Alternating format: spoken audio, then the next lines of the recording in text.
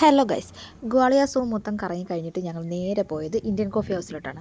എപ്പോൾ ഗ്വാളിയർ വന്നാലും ഫുഡ് കഴിക്കുന്നത് ഇവിടെ നിന്നാണ് കേട്ടോ. അതിൻ്റെ ഒരു ക്വാളിറ്റിയും ടേസ്റ്റും തന്നെയാണ് കാര്യം. ഇവിടുത്തെ തവ റൊട്ടിയും തന്തൂരി റൊട്ടിയും ഒക്കെ നല്ല ടേസ്റ്റാണ്. പക്ഷേ ഇന്ന് ഞങ്ങൾ ബിരിയാണിയും ചോള ഭട്ടൂരയും ആയിരുന്നു പറഞ്ഞിട്ടുണ്ടായിരുന്നത്. രണ്ടും നല്ല ടേസ്റ്റായിരുന്നു.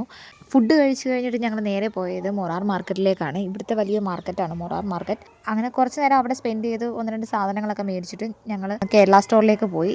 ഇങ്ങനത്തെ ഓട്ടോയിലാണ് നമ്മൾ പോകുന്നത്. 6, 7, 8 ഒക്കെ കിലോമീറ്റർ പോകുന്നതിന് നമ്മുടെ കയ്യിൽ നിന്ന് 10, 15 രൂപയൊക്കെ വാങ്ങുള്ളൂ.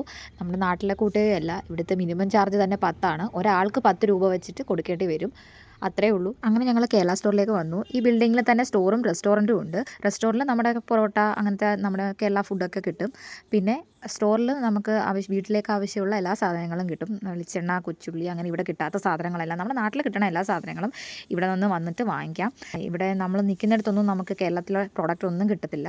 അങ്ങനെ ഞങ്ങൾക്ക് ആവശ്യമുള്ള കുറച്ച് സാധനങ്ങളൊക്കെ ഇവിടെ നിന്ന് വാങ്ങിച്ചു. അപ്പോൾ ഇന്നത്തെ വീഡിയോ അത്രയേ ഉള്ളൂ. Tata, bye bye, see U.